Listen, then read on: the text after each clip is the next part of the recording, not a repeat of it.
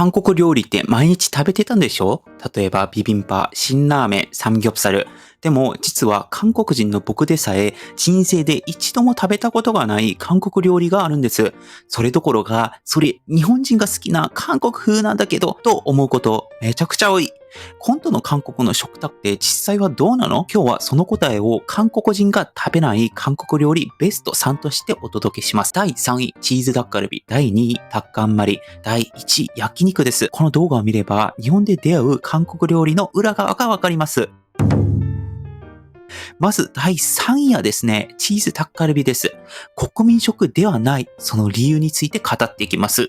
チーズタッカルビって韓国人みんな大好きだったんじゃないの？確かにそう思いますよね。鉄板の上で甘辛いタレに絡まった鶏肉と野菜がジュージューと音を立てながら煮え立っていく。その真ん中にはグツグツ溶ける濃厚なチーズがとろりとありますよね。でもごめんなさい。韓国人の僕ですら韓国にいた頃は年に1回から2回ぐらいしか食べていませんでした。まず韓国でチーズタッカルビって専門店以外ではほとんど見かけません。日本には韓国料理屋にもあり、居酒屋にもあり、コンビニもあるのに韓国の日常ではレア。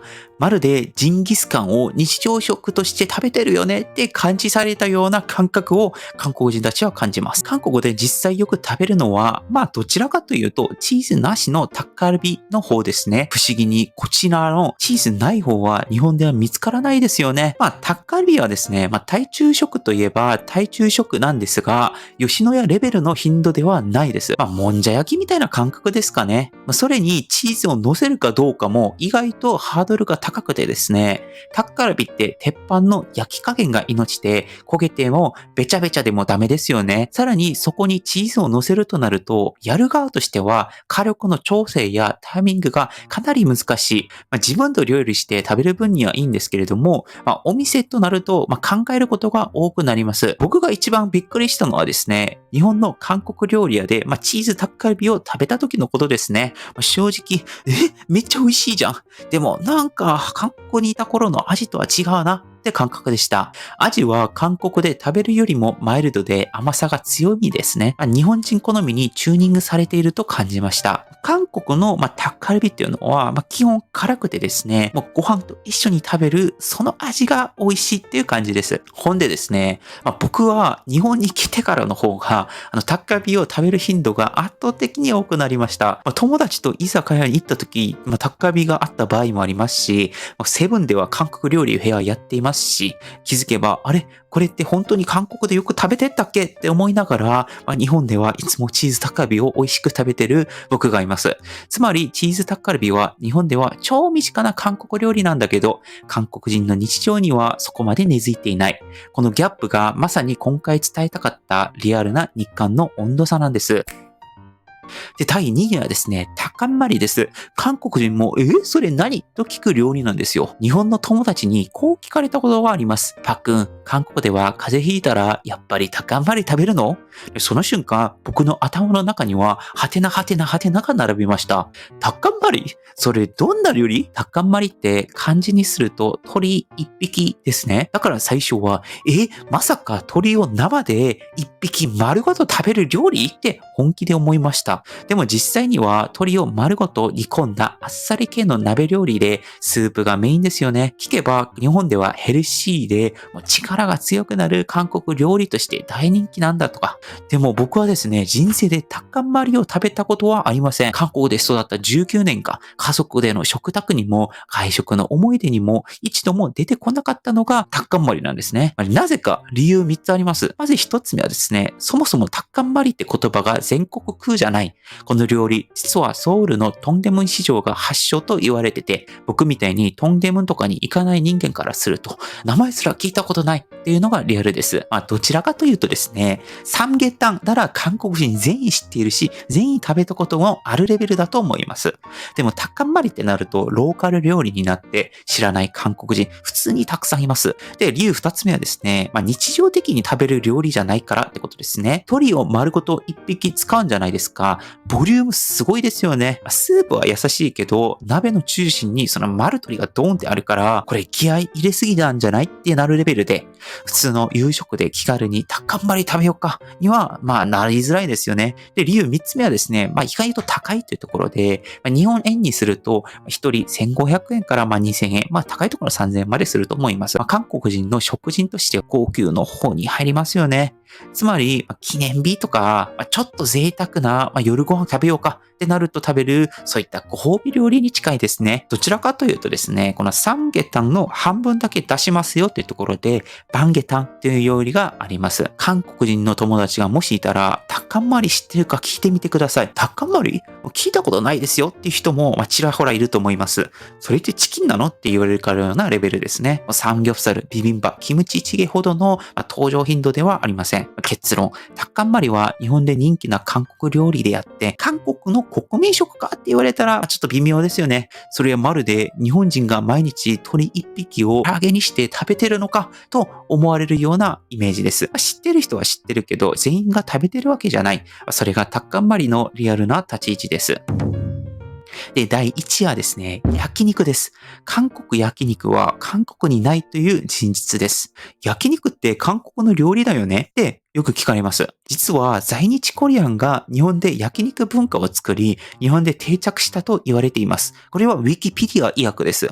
この発祥論を始めるともう終わりがないですし、よく論争になるので、発祥の話は今日あんまりするつもりはないんですけれども、でも確かなことは、なんか韓国人って焼肉よく食べてそうみたいなことは空気レベルで思われてる気がするんですよね。実際、周りの韓国料理屋とか見てみると、焼肉売ってますし、なんか焼肉専門店みたいなところも、なんか韓国風にしてるじゃないですか。でも、韓国人の僕から言わせてもらうと、日本でいう焼肉って韓国にはないんですよ。まず前提として、韓国にも肉を焼いて食べる文化はもちろんあります。